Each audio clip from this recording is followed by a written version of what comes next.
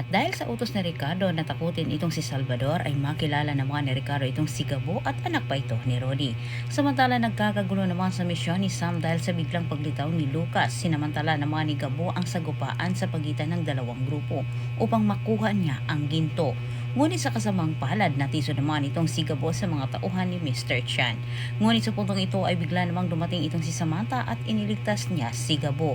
Nakakuha din ng pagkakataon itong si Gabo na tumakas nang makita niya na dumating itong si Lucas at nagkasagupa sila ni Sam. Bigo naman itong si Lucas na gawin ang nais niyang gawin dito kay Samantha sapagkat dumating ang mga tauhan.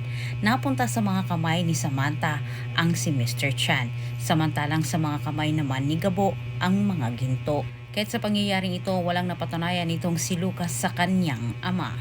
Samantala sa kabilang banda inaabangan naman sa grupo ni Django itong si Salvador.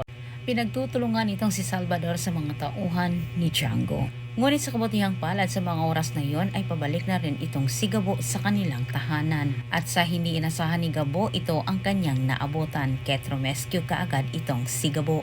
Labis-labis naman ang pasasalamat ni Salvador sa ginawa ni Gabo kahit inaalam kaagad niya ang pangalan ni Gabo. Ngunit hindi naman inasahan ni Gabo na habang siya ay nakipagsagupa sa mga tauhan ni Django, nakunan pala ng video ang kanyang ginawa sa kasama ni Salvador. Masamang ibinalita nila Lucas kay Mariano ang nangyari sa kanila. Hindi nila nakuha si Mr. Chan at wala rin ang ginto. Sa opisina ng NCIA nanggagalaiti ang pinuno nila ni Samantha dahil din ito sa panunulsol ni Pia. Ngunit nang dumating naman ang grupo ni Samantha at higit pa dito ay bitbit na nila si Mr. Chan na wala ang galit sa pinuno ni Samantha.